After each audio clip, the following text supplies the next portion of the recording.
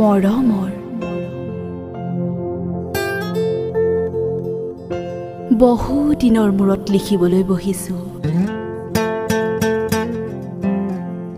বাহিৰত টোপাটোপে জোনাক সৰিছে।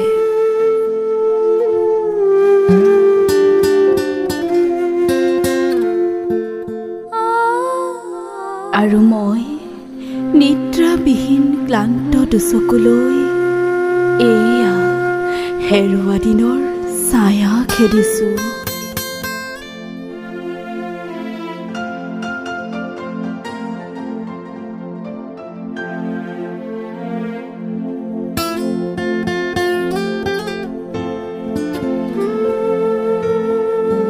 ভালেই আছা চাগৈ তুমি?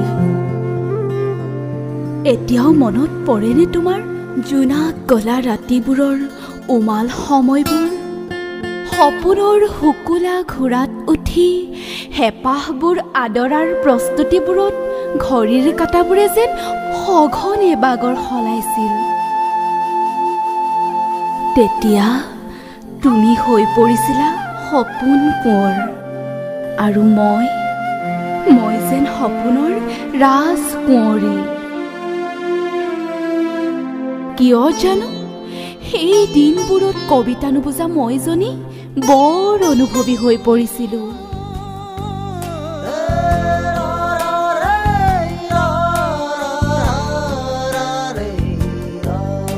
ভাল লগাৰ আৱেশত দুচকু জপাই মই যেন তোমাৰ বুকুতেই কৰিছিলো অনুভৱৰ আগবাগ।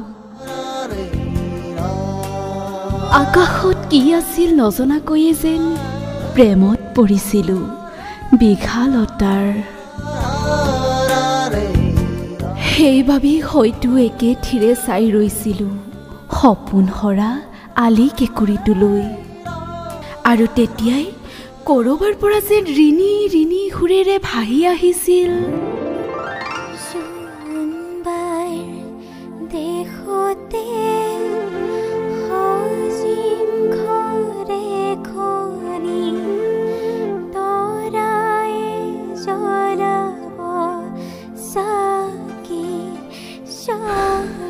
কিন্তু জোনবাৰী লেখত তৰাই চাকি জ্বলোৱাৰ আগেইছো হেৰাই গলা তুমি।